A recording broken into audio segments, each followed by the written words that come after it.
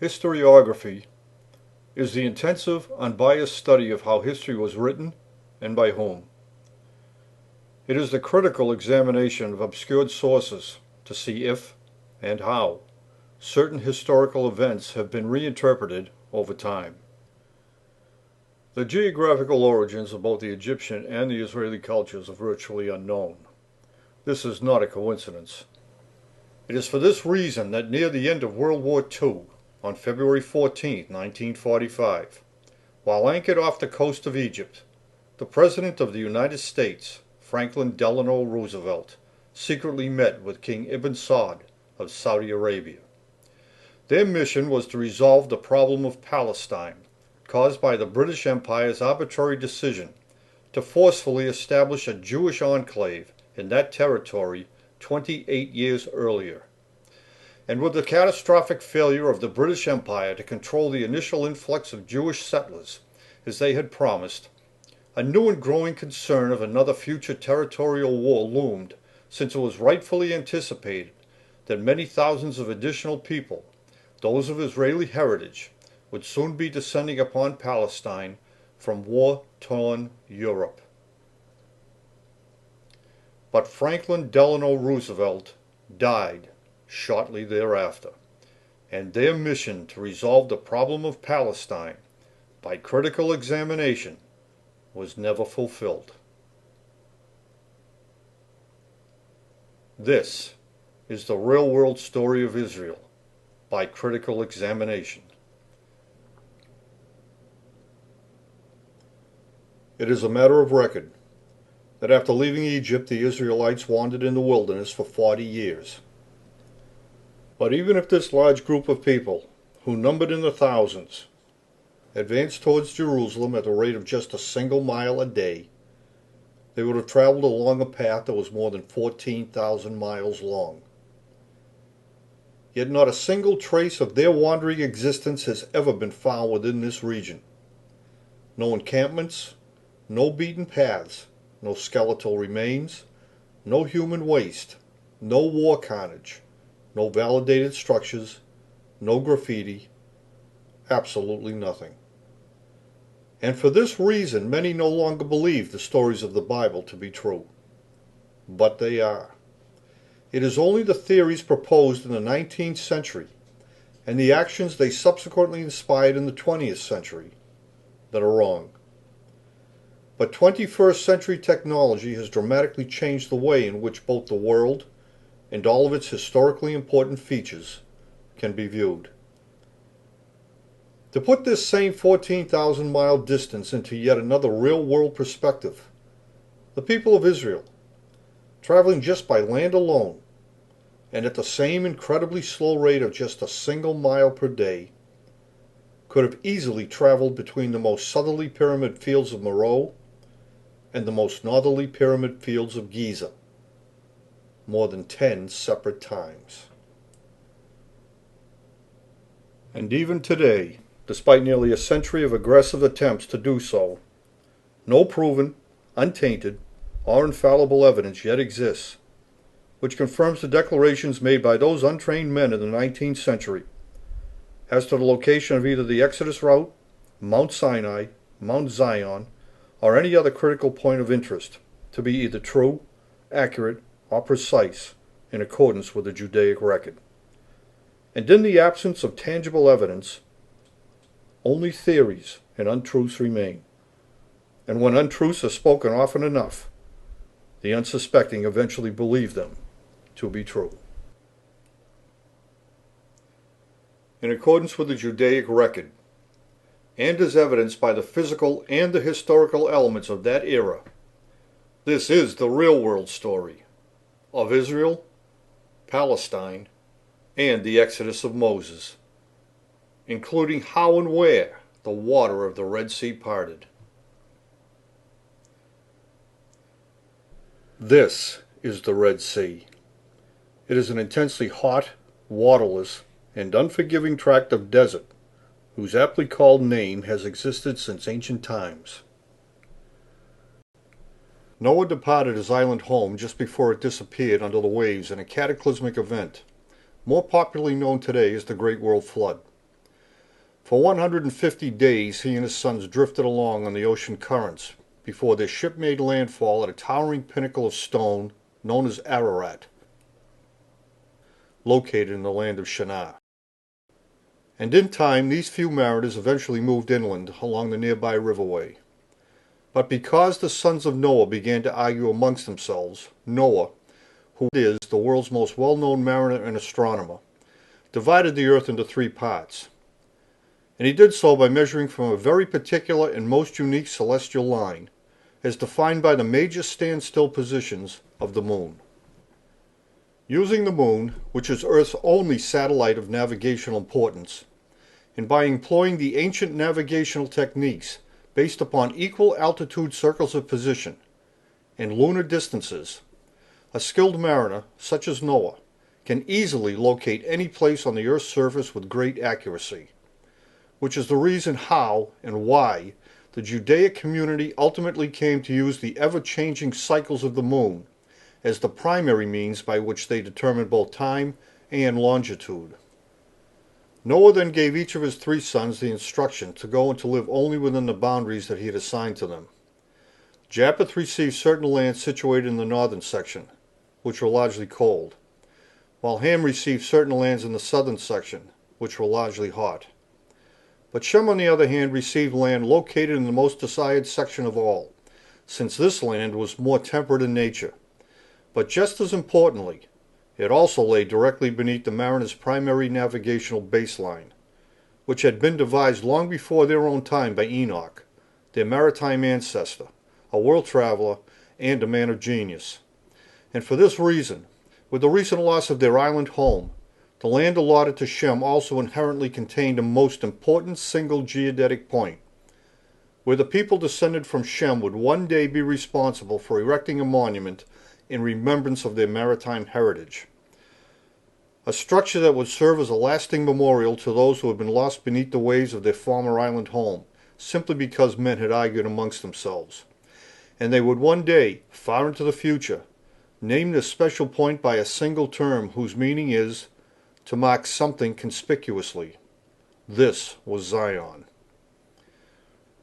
But for now, the new maritime nations had agreed to separate, with each of the brothers making the promise to remain only in the lands their father Noah had assigned to them.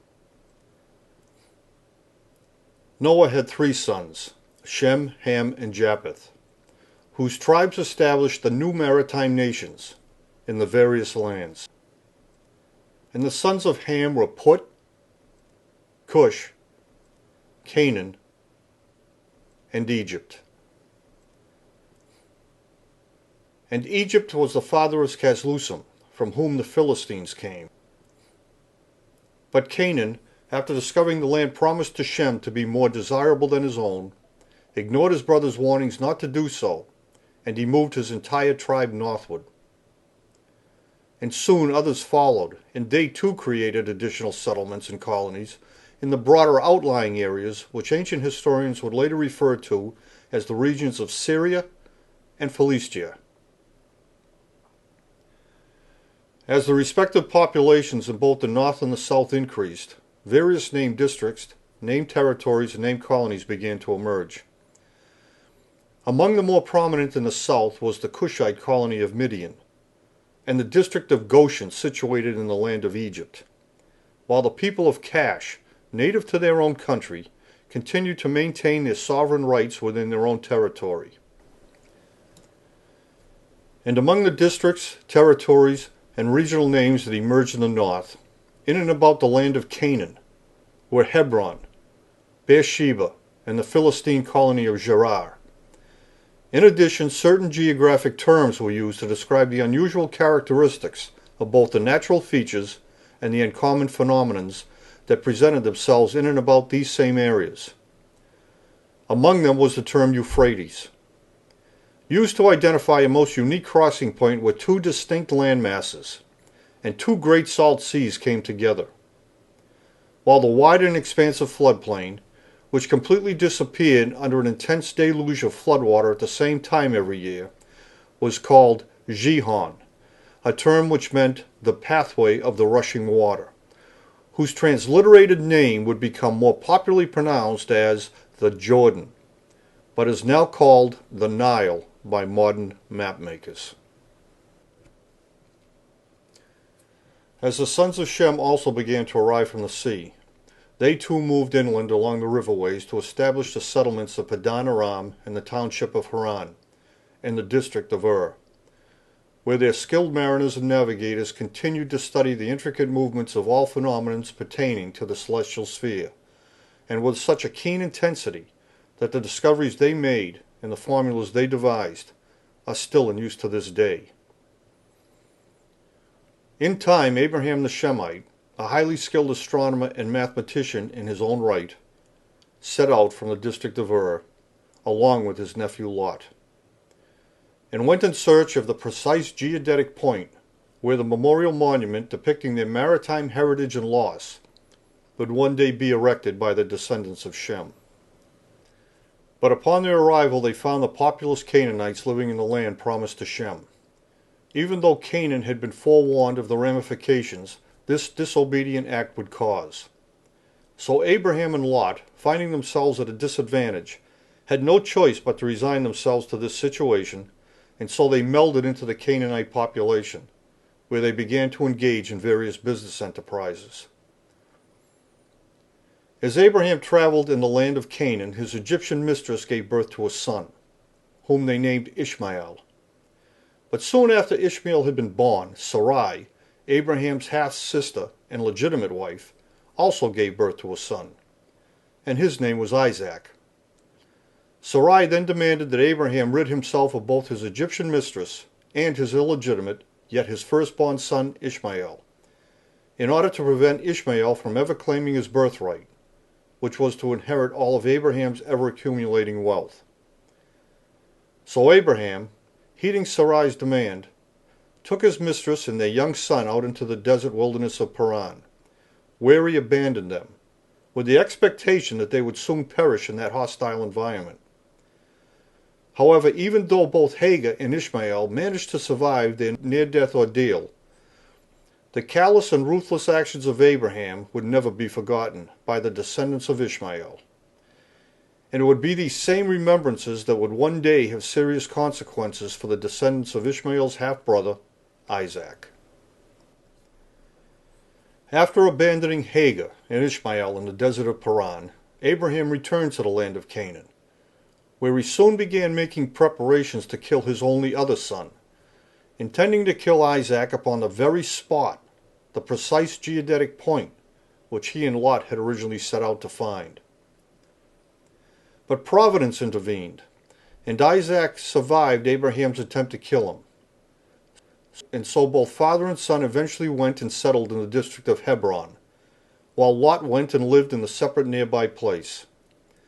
But when Lot's home came under siege, he fled into the mountainous regions where he sired 2 sons, one by each of his 2 daughters.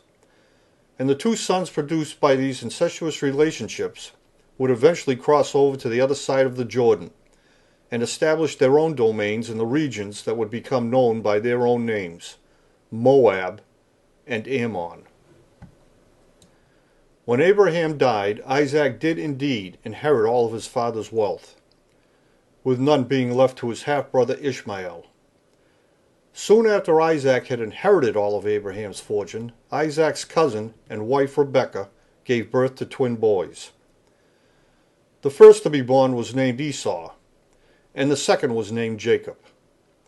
But when Isaac was nearing the end of his own life, Jacob conspired with his mother Rebekah, and together they deceived Isaac, who was now aged and visually impaired, into believing he was passing his fortune on to Esau. But instead, because he had been deceived, Isaac swore an irrevocable oath and gave his fortune away not to Esau, the firstborn son, but instead he left it all to Jacob. When Esau discovered how he had been swindled out of his rightful inheritance, he became infuriated, and Jacob, fearing for his life, fled to live with his mother's family in the district of Ur. After Jacob's abrupt departure, Esau, whose nickname was Edom, having been swindled out of his rightful inheritance, also departed from the land of Canaan, and along with his Canaanite wives and his extended family members, He went on to establish his own domain in the land situated across the river from Paran, that would become known as the land of Edom.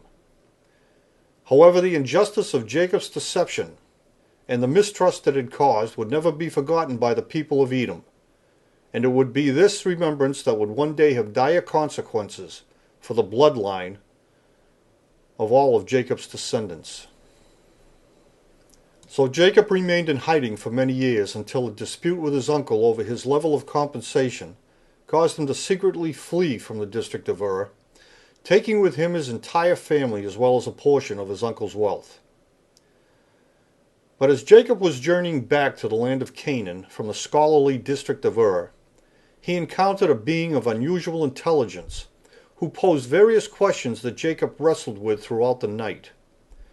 In the morning, however, at the conclusion of their spirited debate, and because Jacob had impressed his interrogator with his understanding of various topics, among which were the powers attributed to the prevailing gods Isis, Ra, and Elohim, the philosopher paid tribute to Jacob's intellectual prowess by bestowing upon him the acronym name of Israel, and would be the name Jacob would thereafter prefer and would thereafter be known by. So Israel returned to the land of Canaan with his large family, which now consisted of 12 sons, 6 by his wife Leah, 2 sons by his sister-in-law Rachel, while also siring 2 sons with Leah's maid and 2 sons by Rachel's maid, 12 sons of different mothers. However, one day, because Israel knew only too well of his eldest son's penchant for causing trouble abroad, he sent Joseph, his second youngest son, on a mission to check on the whereabouts and the activities of his older siblings. When his older brothers saw young Joseph coming toward them, and having already developed an intense dislike of him, in part because their father Israel favored him the most of all his sons, they conspired with one another to do Joseph some type of harm. So when he came amongst them, his brothers threw Joseph down a well, where several wanted to leave him, while still others, with a change of heart, voted to pull him out. However, at that precise moment, a caravan heading for the land of Egypt arrived at the well, and after negotiating a deal, his brothers retrieved Joseph from the well, and they delivered him to the traders, who in turn took Joseph along with them to the land of Egypt, where Joseph was eventually sold. In the meantime, Joseph's older brothers deceived Israel, making him believe Joseph had been attacked and killed by a wild beast, a story which caused Israel a great deal of anguish and a lasting sadness. However, as Joseph grew into adulthood, he proved himself to be a valuable asset to the Pharaoh who ruled over the land of Egypt, and Joseph rose in prominence and stature until he was managing all of the Pharaoh's business affairs. And when he rightfully predicted the coming of a 7-year famine, it resulted in the stockpiling of food crops, which he later apportioned back to the Egyptians, much to the profit of the Pharaoh. A number of years later, when a blight occurred in the land of Canaan, Israel instructed his 10 eldest sons to travel down to the land of Egypt to purchase fresh, untainted seed.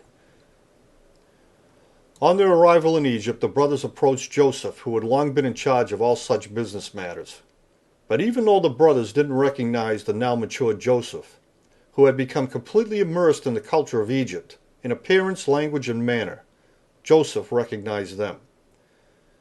After toying with his brothers' emotions over several weeks' time, by framing them, accusing them of stealing, having them arrested, and holding them for ransom, Joseph eventually revealed to them who he was and forgave them for their past misdeeds, since it was because of their actions that he was now wealthy and held in such high esteem by the Pharaoh. And it was just for this reason, because of his highly placed position and his talent for conducting profitable business affairs, that the Pharaoh, after hearing the entire story of how Joseph had first come to Egypt, and the sadness it had caused to both he and his father, that the Pharaoh invited Israel and all of his offspring, along with their entire families, to come and live in the land of Egypt. When Israel heard that Joseph was alive and thriving in the land of Egypt, Israel left Hebron. and together with all the members of his family, 68 in number, traveled down to the land of Egypt where Israel and the Israelites settled in the district of Goshen, where they would prosper under Joseph's protection. However, in time, Israel died. And with the permission of the Pharaoh and with a promise to return, Joseph escorted Israel's body back to Hebron, where he placed him in the family cemetery just as his father had requested. When Joseph returned to Egypt, he continued to oversee all of the Pharaoh's business ventures, from which the Israelites prospered as well. But when both Joseph and the Pharaoh who had held him in such high esteem died, the new Pharaoh became increasingly wary of the Israelites because their population had grown substantially, from the original 68 members to a population of more than 1,000 people, within only 3 generations since their arrival in the land of Egypt. And because they had now become an intimidating presence, the new Pharaoh issued the order to kill all newborn Israeli males to put a stop to any future threats. At the same time, the new Pharaoh also required the people of Israel to perform manual labor to the benefit of the people of Egypt. And to further assure that they fully complied with this order, he placed a near impossible quota on the number of unreinforced bricks the Israelites were required to produce, even though it was well known that bricks of this type were very fragile in nature and broke more easily than those that were reinforced with straw. Into this environment and under these conditions, the baby Moses was born into the tribe of Levi. And because he was a newborn Israeli male, and fearing for his life, his family placed him in the river and set him adrift. Floating downstream toward the land of Egypt, Moses was rescued by an Egyptian woman, who then fostered him as her own. But as Moses matured, he became increasingly aware of his cultural heritage and was angered by the oppression the Israelites were experiencing. Then one day Moses killed a native Egyptian, whom he had seen mistreating an Israelite, and now fearing for his own life, Moses fled to Midian, where he met and married Zipporah, a Cushite woman, the daughter of Raguel, with whom Moses eventually lived and for whom he eventually worked. As Moses was tending to Raguel's flocks at the base of Mount Sinai, he was sure he had just felt something quite unusual.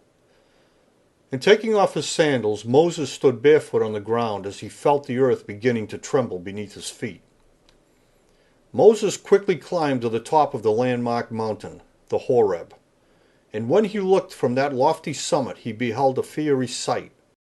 A red-tinged plume in the form of a burning bush was rising up on the horizon, and recognizing the perils and widespread devastation that an impending volcanic explosion could cause to the nearby Israelites, Moses immediately set out for the land of Egypt to demand that the Pharaoh let his people go. But the Pharaoh had no inclination to believe Moses had any influence over what was taking place, but instead attributed the volcanic activity to natural causes. But even so, the effects the volcano was having on the land of Egypt intensified with each passing day. The water of the Nile, whose flow was now seriously impaired, became contaminated with red boiling mud, causing an epidemic of gargantuan frogs to flee from the steaming ash-filled water, until the carnivorous mammoths overran the city of Egypt. But then an infestation of maggots and flies suddenly appeared in great numbers as they fed on the piles of their rotting carcasses, while the district of Goshen was spared. Soon thereafter the livestock began to die an anguished death after ingesting the fine ash, which now covered everything, and caused boils to appear on every Egyptian skin. While yet again the district of Goshen was spared. Soon thereafter chunks of burning pumice began to fall from out of the sky, while a pyroclastic flow, a surge of intensely hot air, swept down along the side of the volcano with such a tremendous force that nearly every single crop, orchard, and tree was leveled to the ground, while the district of Goshen was spared yet again. Then locusts spawned and rose up out of the dampened soil as drenching rains, caused by the superheating of the atmosphere, began to fall with a greater intensity and freed them from their larvae, until the swarms of these voracious insects devoured all else that remained of any crops before a shifting wind suddenly swept them all out into the Red Sea. But then came the darkness, and for 3 days the poisonous fumes lingered and enveloped the land of Egypt. And the firstborn members of every Egyptian family, those who were the eldest, and who were the most vulnerable and frail, began to suffocate and die, while Goshen was spared. Only now did the Pharaoh, overwhelmed by the mounting devastation the volcanic explosion had inflicted on his land and on his people, finally, yet with great personal reluctance, grant to Moses his request to lead the Israelites out of Egypt, since unlike the Pharaoh himself, many of the Egyptians believed Moses was responsible for all these misfortunes.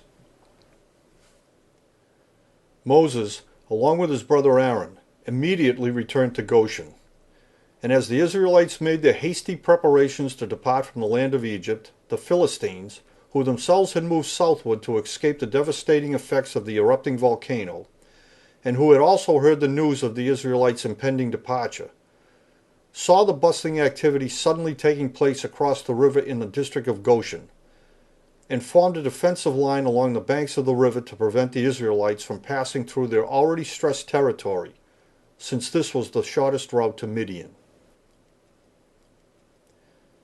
And even though the superstorm had intensified, Moses, with no other choice, set a course that would lead him around the land of Egypt, and then directly into the Red Sea. With more than 1,000 Israelites, half of which were children, he moved ever closer towards the superheated, moisture-rich atmosphere.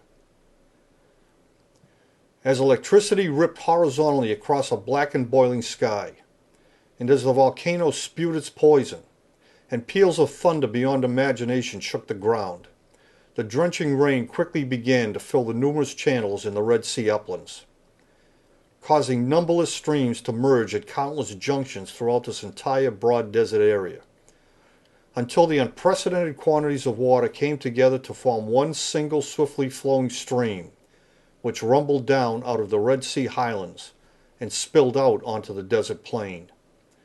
And as the bewildered Israelites arrived at this edge of the Red Sea, they found the path of their exodus completely blocked by the wide swath of roaring water that rushed past them on its way to the boiling river. At that very same moment, the Pharaoh, overwhelmed at his mounting misfortunes and his personal losses, became enraged when he learned that the Israelites had breached their agreement by taking some of Egypt's wealth with them when they had departed from the land of Goshen. And so when his spies further informed him that the Israelites were trapped at the southern edge of the Red Sea, with no possibility of crossing over to the other side, he set out after them. Charging across the ash-covered plain, the Pharaoh and his army raced into the Red Sea, drawing ever closer to the trapped Israelites who, amid flashes of brilliant light, could see the line of Egyptians rushing toward them under the deafening skies. Drenched, bewildered, stranded, and with a terrible foreboding of death only minutes away, the multitude was filled with the most unimaginable human fear of both men and now of all natural things. Almost all knelt down in the ash, raking it over their heads as they wailed with incredible despair and grief.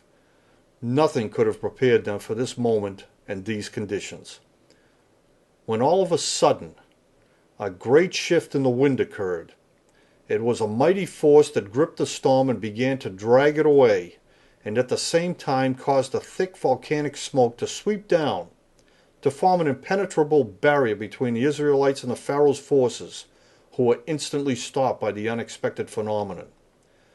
And as the storm over the Red Sea swung away, the flooded channels of the uplands suddenly began to drain and to go dry. But just as suddenly as the forceful wind had appeared, so too did it shift back again, and the barrier of smoke began to clear, while in the same instant the numberless streams throughout the broad area of the Red Sea uplands once again began to fill and to merge. But Moses saw his opportunity, and raising his rod into the air, he shouted maniacally, And just as the water of the Red Sea parted, they ran. 1,000 and more Israelites of every age, drenched, ash-covered, and wild-eyed, they coaxed, stumbled, dragged, and carried one another through the bottom of the Red Sea on dry ground. But the Pharaoh's forces were in full pursuit, and they charged forward. However, the gritty volcanic ash had seriously compromised the wooden axles of their racing chariots, whose hubs seized up until the wheels, burning and broken, came off in splinters. But still they carried on. And under great duress, the whiplashed horses dragged the slowed and wheelless vehicles into the midst of the streambed, where the Pharaoh and his entire hindered entourage was suddenly swallowed by the renewed water surging out of the Red Sea uplands, and they drowned. Soon after the drowning, a great calm came over the land as the volcanic activity quickly subsided and stopped. But before moving on, the Israelites returned to collect the possessions they had so hastily abandoned, and to scavenge the bodies of the Pharaoh and his forces, taking for themselves all of their weapons. But the after effects of the volcano were widespread, and to get clear of these dangers Moses had no other choice but to lead the Israelites even further out into the Red Sea desert, where they journeyed for weeks and quickly became destitute for water. However, in time, having finally cleared the dangers of the ash field, Moses turned slightly westward and set a course back towards the river. In the meantime, with the Israelites gone and the volcanic activity now subsided, the Philistine army began withdrawing their defensive forces in the south. But as the Israelites drew nearer to the river, they were confronted by the gold-rich Amalekites, who were determined not to let the large multitude of Israelites pass through their territory. But the Israelites, using the weapons they had scavenged from the Pharaoh's drowned army, were able to win the ensuing skirmish before resuming their journey northward along the river, and directly toward the overland trail where highly prized water wells, of very limited yields, had been dug at great human expense all along its entire course.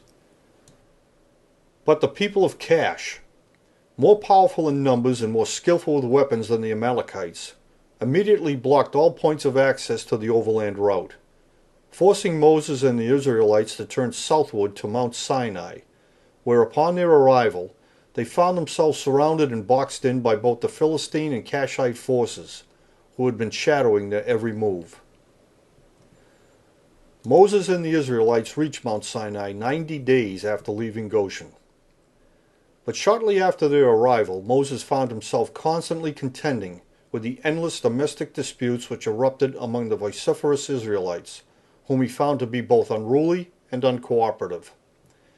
As a result, he retreated to the top of Mount Sinai and ultimately, based upon the most common disputes he had contended with, he delivered the laws which the Israelites were to abide by if Moses had any hope of ever moving the squabbling tribes forward to the Promised Land. And he delivered these laws on 2 separate occasions, since he had smashed the first set of tablets in a fit of rage, when upon his initial return from atop the mount, he found the Israelites performing serious acts of insolence. However, in time, Moses did deliver the laws, which are more popularly known today as the 10 Commandments. And to further develop a sense of solidarity and unity among the conflicted tribes, he devised yet another means to put their pent-up energies to a greater use, by bringing the tribes together in a common cause, to build and furnish a tabernacle, whose ruins are still there today.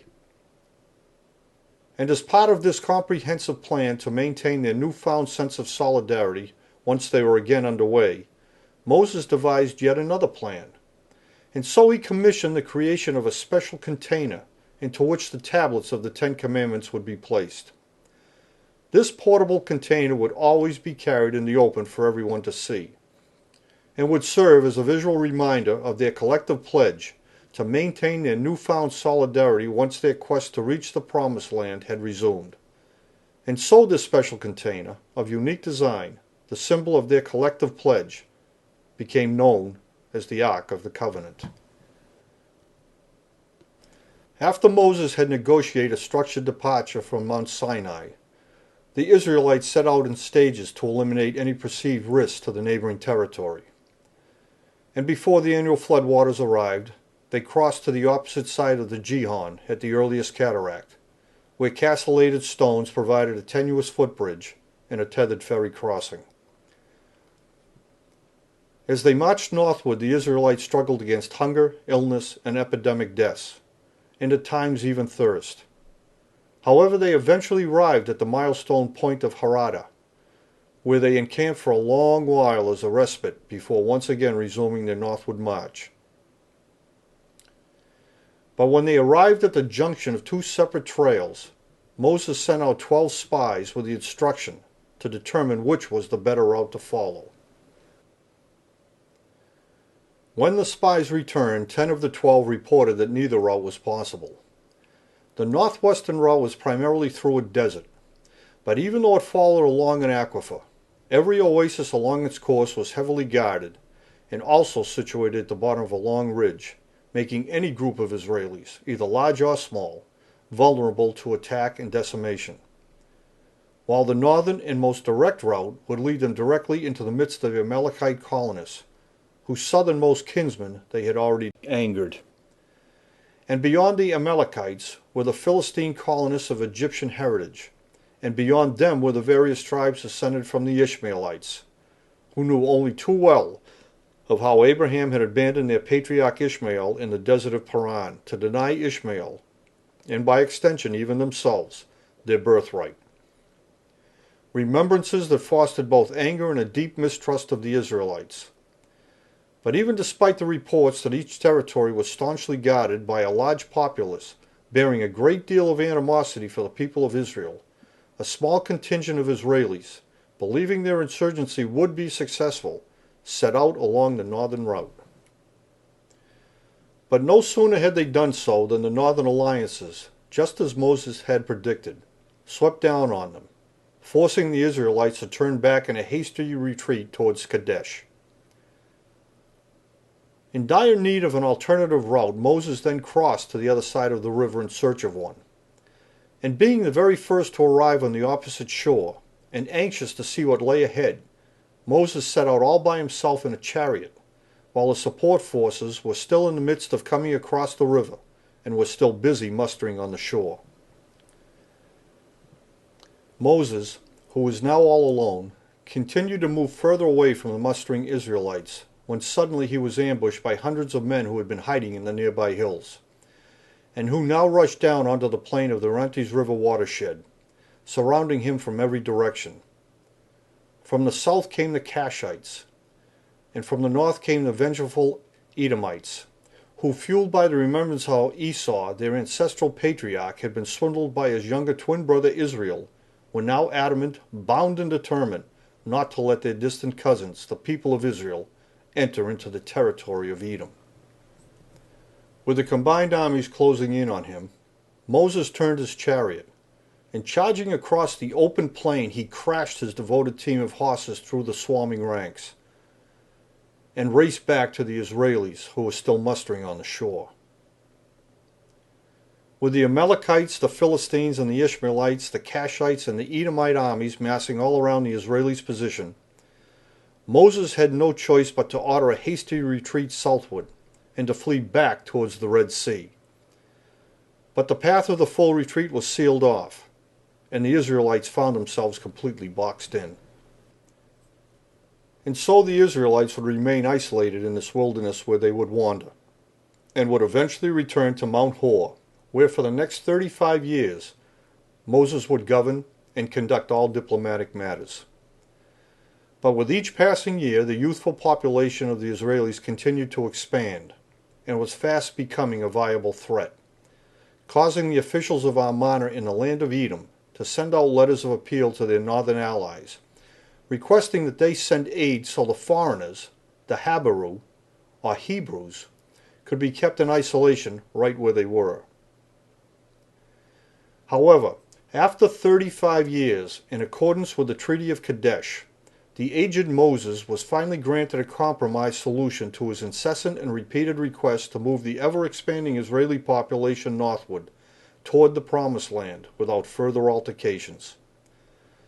The Edomites of Ammon granted him permission to do so, but only if he led the Israelites around the land of Edom and not through it.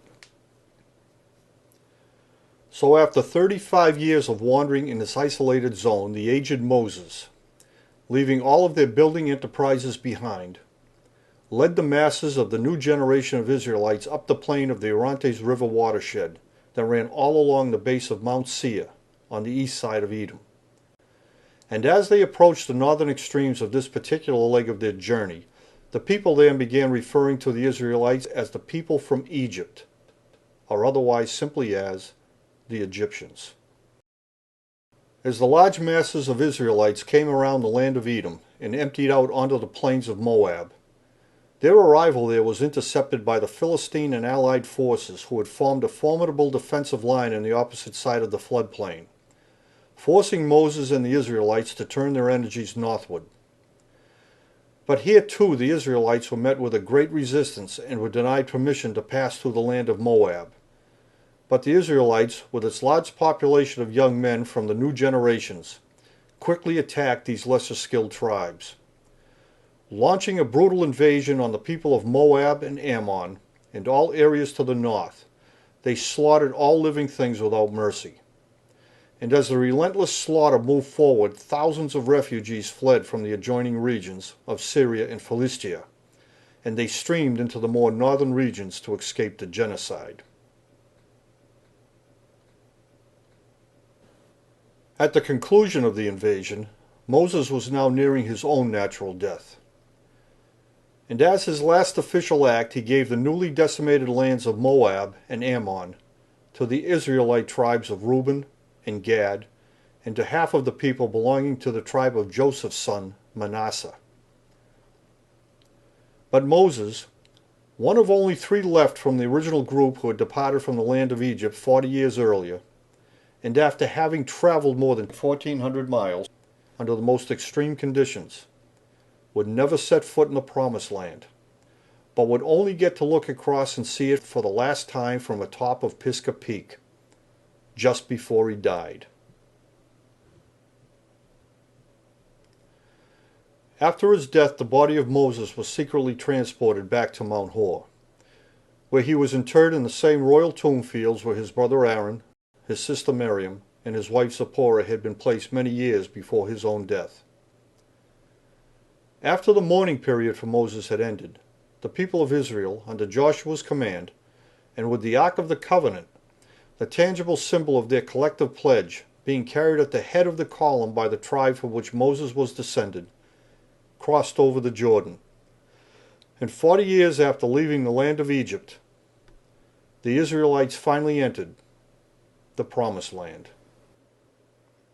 And for many years thereafter, the people of Israel conducted numerous raids throughout the adjacent areas, attacking the Canaanite, Syrian, and Philistine people, who, despite their many letters appealing to the coalition forces based in Ammana to send assistance to help them in repelling the Habarus, they too, just as their counterparts had done before them, fled to points further north to escape the onslaughts.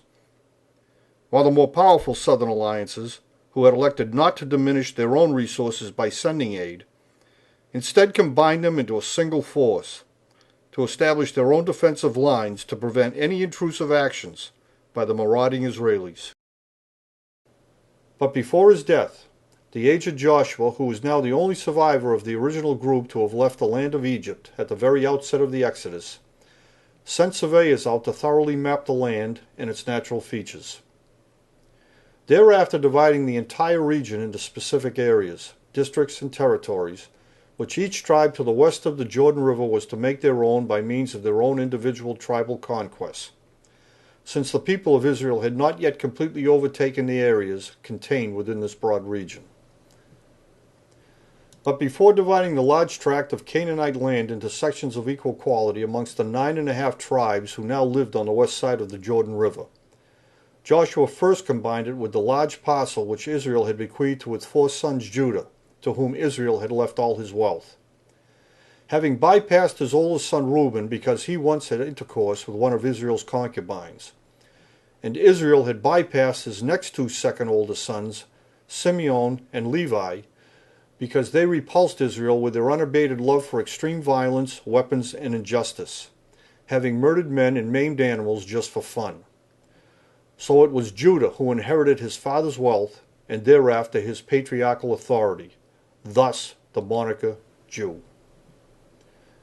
Years after Joshua's death, and long after the people of Israel had resigned themselves to a reasonably peaceful coexistence, a man by the name of Samuel came to power, but not as a king, but rather as a prophet.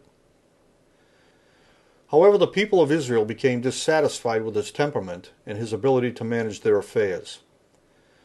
So Samuel, much to his chagrin, designated Saul a most unlikely candidate to be the very first king to rule over the people of Israel. But Saul, much to everyone's surprise, proved to be a much better commander than Samuel had ever expected. So in his continuing quest to discredit Saul, and in the hopes of being reinstated in his former role as the man in charge, Samuel chided Saul into attacking the powerful and skillful Amalekites, under the pretense of punishing them for not allowing Moses to pass through their land so many years before. Ultimately, Saul did attack, but he didn't fail as Samuel had hoped, but instead Saul succeeded in destroying the Amalekite nation by driving his forces all the way forward down to Mount Hor, where a stela depicting the first documented name of Israel still exists, which commemorates how the people of Israel triumphed over the people who lived in the land of Canaan. This concise, real-world story is a depiction of the actions, the events, and the route of the Exodus, including how and where the water of the Red Sea parted. Today, the Exodus route taken by the people of Israel still exhibits the physical and historical elements of that era, and they are as indelible as they are precise in accordance with the Judaic record. However, in retrospect, it was not much more than 100 years ago that the founder of Zionism, in his quest to create a haven for people of Jewish origins, offered these sentiments to his few followers. The historic homeland of the Jews no longer has any value for them. It is childish to go in search of the geographic location of the homeland. In any case, I believe that after the next Congress we shall proceed in a practical way to the land, any land. These words were spoken by Theodor Herzl, the founder of modern political Zionism, because the geographical whereabouts of their cultural past were a complete unknown then, just as they still remain today. It is imperative to realize that Theodor Herzl's idea to establish a religiously based haven for the people of the Jewish faith was firmly rejected by the larger majority of those who are also of Jewish heritage, since his ideology stood in stark contrast to the prophecies contained within their own scriptures. The larger majority of the Jewish community contended that by ignoring the scriptures, Herzl was merely promoting his own ideas under false pretenses, with no consideration for the ramifications his actions would cause. It is a contention and a controversy which still exists within the vast realm of the Jewish community to this day, and is yet another footnote to history as to how so few can affect so many. The term Zionism comes from the name given to a very specific mountainous area where the city of David, and subsequently the Temple Monument of Solomon, a single massive structure built of huge stones by hundreds of thousands of men who toiled continuously for several decades, was erected in the land promised to Shem, a son of Noah, their maritime ancestor, and a survivor of the Great World Flood.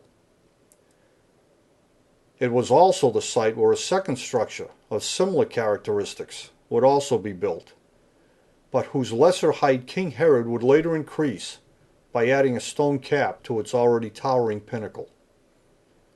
This was Zion. It is based on a term that means to mock something conspicuously, but is now embraced by the larger Jewish community as meaning the world to come. These are their own words.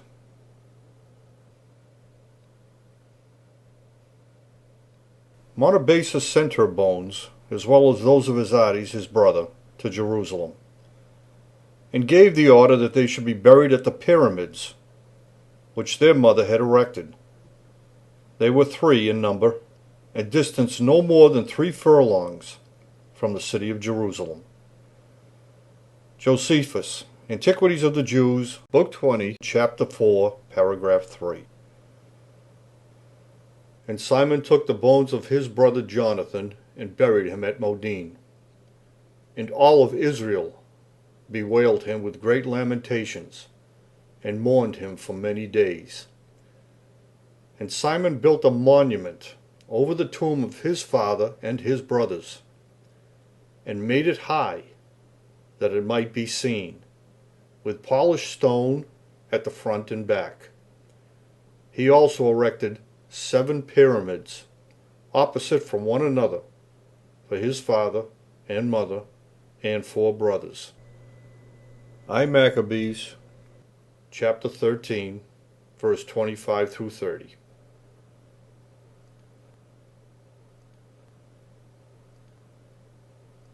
When the chaos finally ends, Jerusalem and the monument will become the world's greatest attraction. International disputes will be settled, and all nations will convert their weapons of war into implements of peace.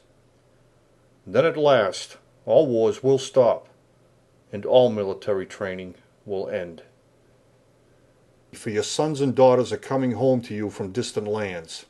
For I have reserved the ships of many lands, the very best, to bring the sons of Israel home again from far away. Violence will disappear, and all war will stop. And they shall rebuild the ancient ruins and repair the cities long ago destroyed, reviving them though they have lain there for many generations. But Daniel, keep this prophecy a secret, seal it up, for these things will not be understood until the end times, when the knowledge of travel and education has been vastly increased.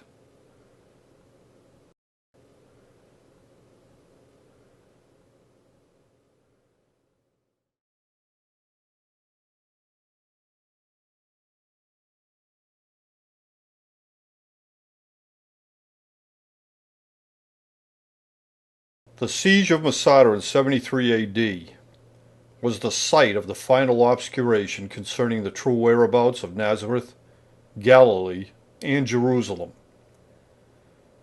In recognition of this fact, and with the greatest of foresight and diligence, these many collective decimations became both the inspiration and the passion of Josephus, and his monumental effort to preserve this information for posterity, lest all be lost and forgotten. This is the essence of historiography.